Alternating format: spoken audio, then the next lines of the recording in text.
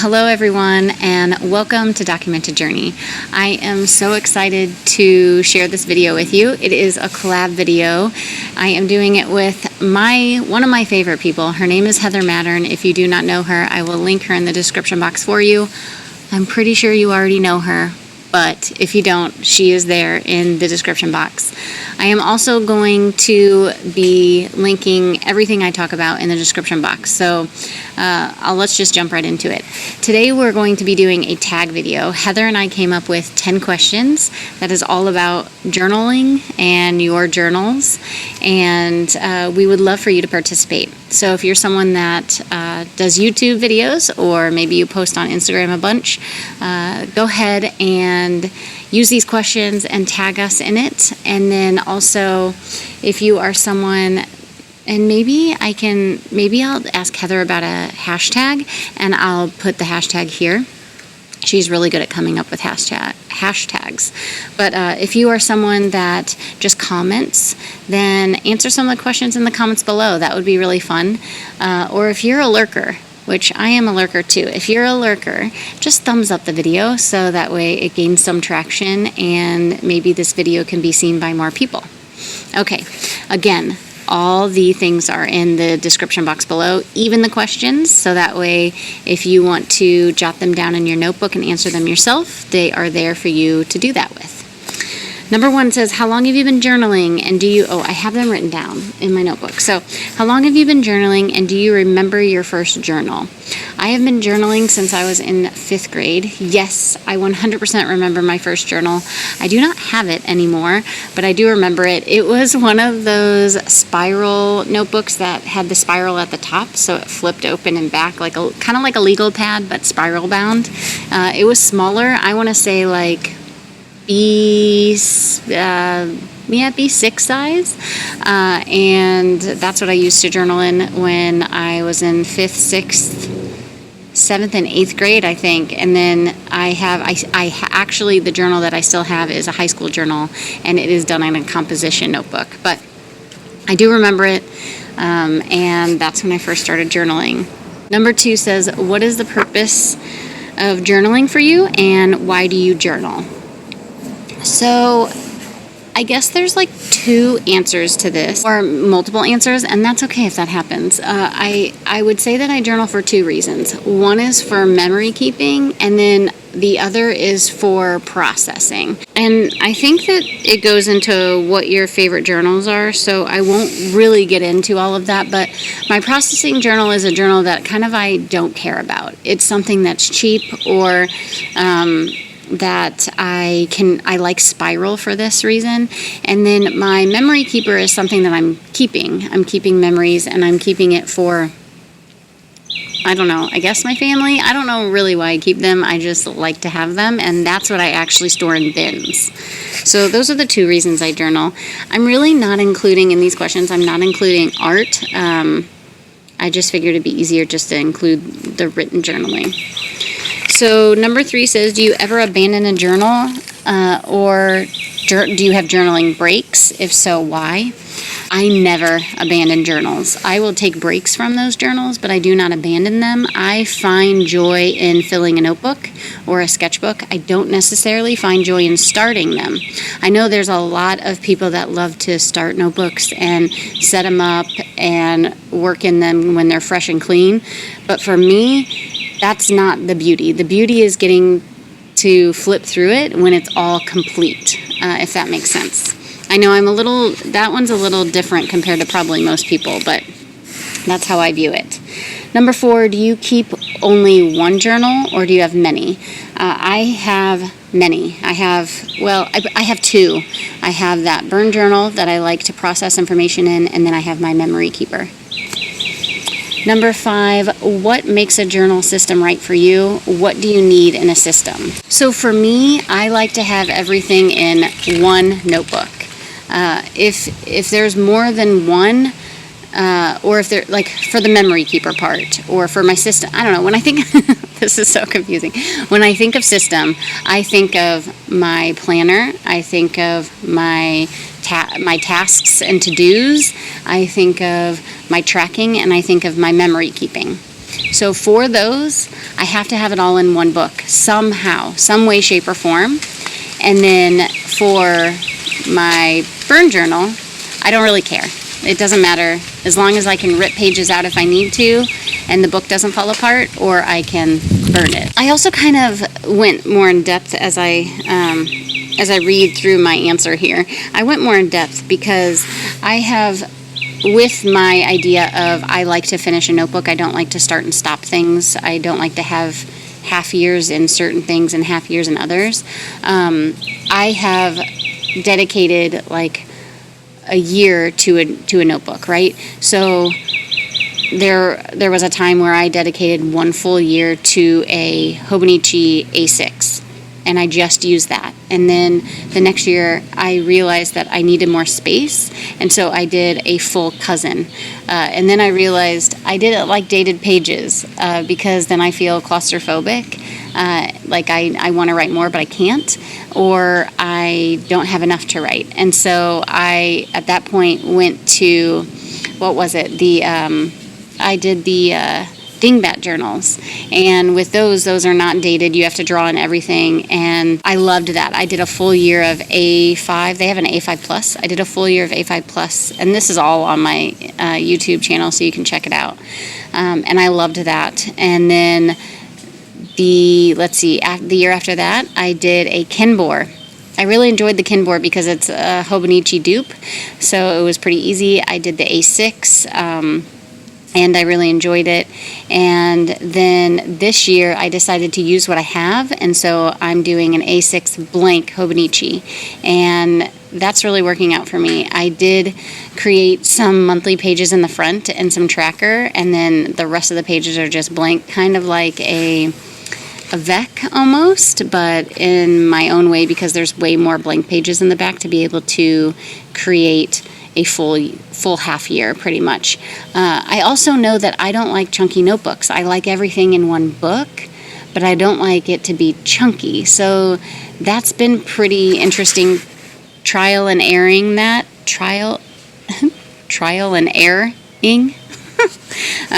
Just trying different systems, seeing what will work. And I came up with a really cool solution for me.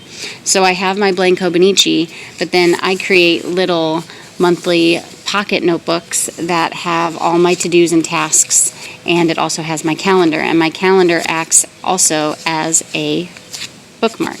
So I really have enjoyed this system this year, and I can see this traveling with me throughout the years because it works so well.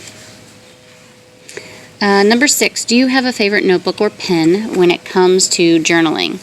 I think that the different supplies that I have depends on the notebooks that I'm using. So for instance, I have a bunch of stack of stuff over here. So this is the blank Hobonichi that I like to use, and this has Tomoe River paper in it. When it's thin like this, I really like to use a Uni Jetstream pen. They come with the dated versions, but not the plain. But you can also get them on like jet pens and stuff like this, or stuff like that, Amazon, places like that. So the Uni Jetstream, I personally prefer the 0.5, but I know there's people that prefer the 0.35, or is it 3.8, and the 0.7. I like to be in the middle of most things. So the 0.5 is my favorite, and I like the blank Hobonichi notebooks because I feel like I can do 2 a year, and that just works out. So if I have a blank Hobonichi, I like the Uni.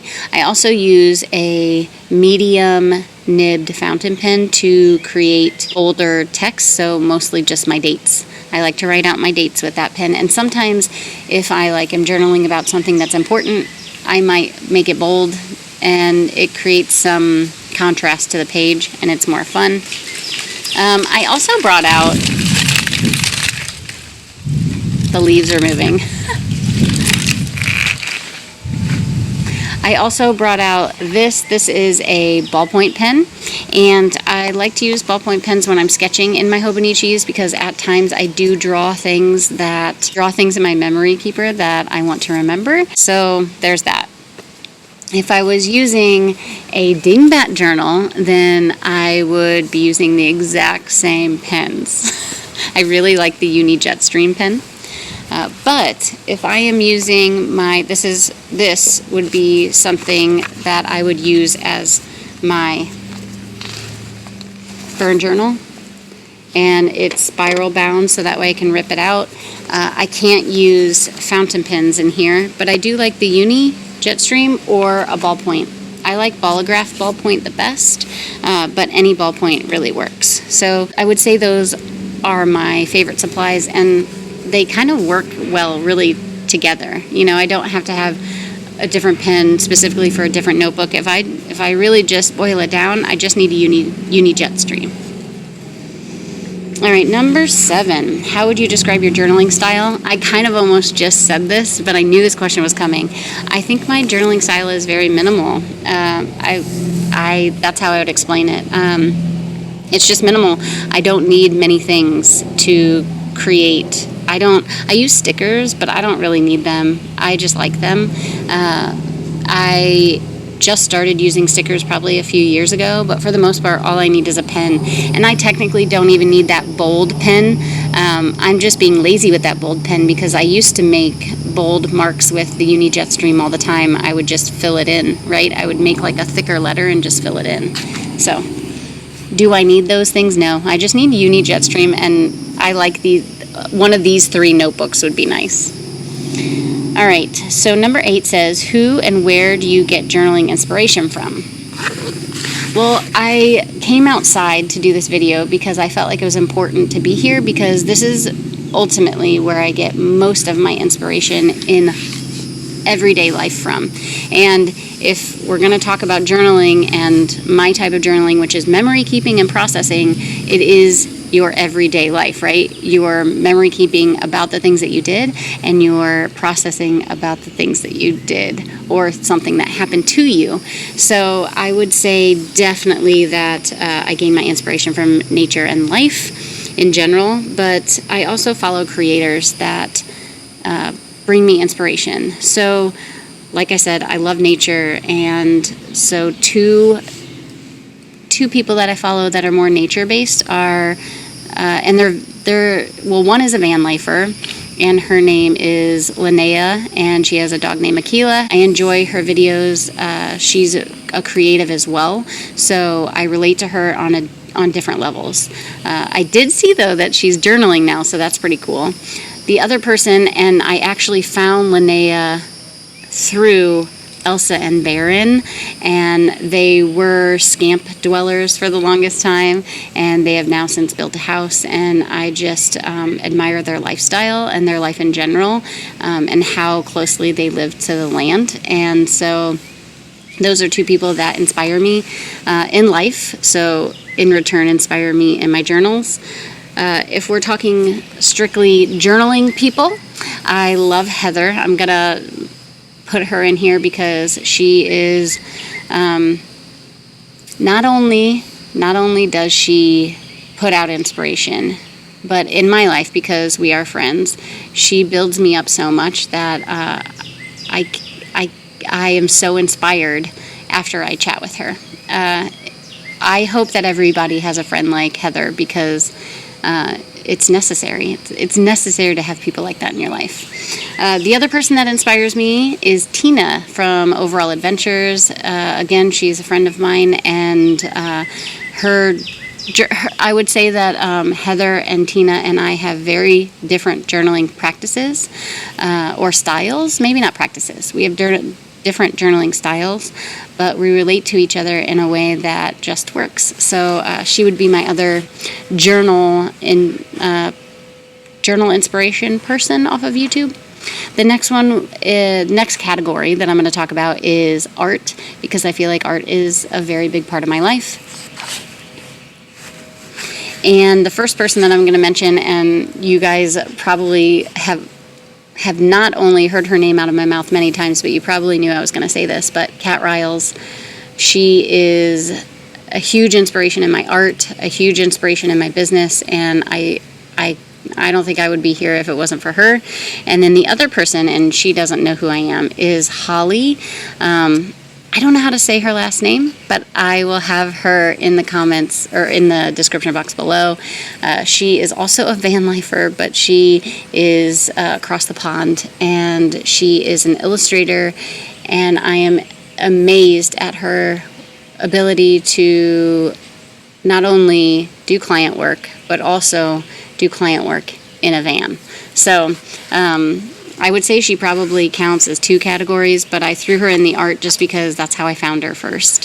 So I would say those are my biggest inspirations on YouTube. But again, like in my life, there's so much, not only from friendships to moments to family to things that I choose to do, volunteer situations at gardens, I play kickball, like all kinds of stuff, like all those things inspire me to write about, because I either like what I'm doing or I'm struggling with something. All right, number 9 says, what does your journaling routine look like and how often do you journal?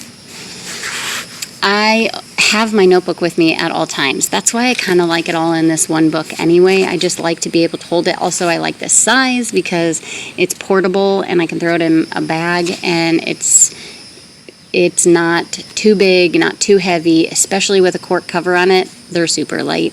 It just works. Also, the pocket is usable, and I can shove my pen on the side like this, and I'm seriously good to go. So I have it with me all the time. I can open it whenever I want, but I would say for the most part, I am opening it up in the morning and I'm opening it up in the evening. In the morning, I like to cross off yesterday's tracker. I like to pull my oracle card for the day, and I write all those in the very beginning of my notebook, and then at night, I normally write my journal entry for the day. Now, if for some reason I'm tired or I don't get to it, like maybe my husband and I watch a movie or we went out with friends that night and I don't get to writing, then I will write the journal entry the next day. So even if today is Monday and I'm writing about yesterday, which is Sunday, that's just how it goes. The cool thing about having a blank notebook is that you can date it and you can do it whenever you want. And so the journal entry doesn't have to be long, or it can be as long as you want. I like it being that versatile because my entries are not the same length every day. All right, and then the last one, which is number 10, says, your one tip for a beginner who wants to get into journaling. So this is something that I feel like this could go for anything, absolutely anything. I think that society has trained us to think that we should be good at something the very first time we do it, and that's not the case. The case is, if you want to do something, you just have to try it, and you have to keep trying it, and you have to try it in different ways until it works for you, because not everybody's method, not everybody's way is going to work for you.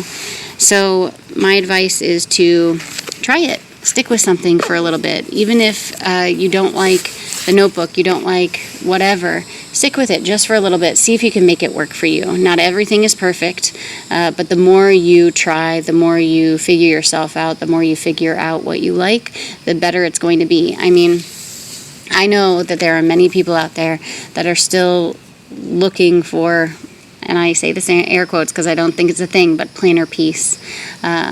It's not a thing. It's a season in your life. So in some cases, when I was teaching, for instance, I used a spiral notebook planner. It worked for me really well, and I enjoyed it. Would that work now? No. It's a different season in my life, so I've changed my system up. But the cool thing about trying all this stuff is I kind of already know what I like because I have been doing it for a while, right? That matters, and I've been trying it out. So I would say just do it. Do it. You're never going to know unless you do it. So just start writing. And this is a perfect challenge. If you are someone that wants to start writing and you want to start journaling, write these 10 prompts down and start filling some pages. This is a B5 notebook, and I filled 3 pages writing this down. So you could at least get 3 pages in, and it's a good start. Anyway, I hope you enjoyed this video. I would love to hear if you want to answer any questions down in the comments below. If you, again, are someone that creates videos or Instagram content, please use these questions and tag Heather and I. I am going to ask Heather about this hashtag because she's really good at it, and maybe I can put it on the screen for you here. I will for sure have it in the description box below so you can use that as well. And until next time, everybody, I'll see ya.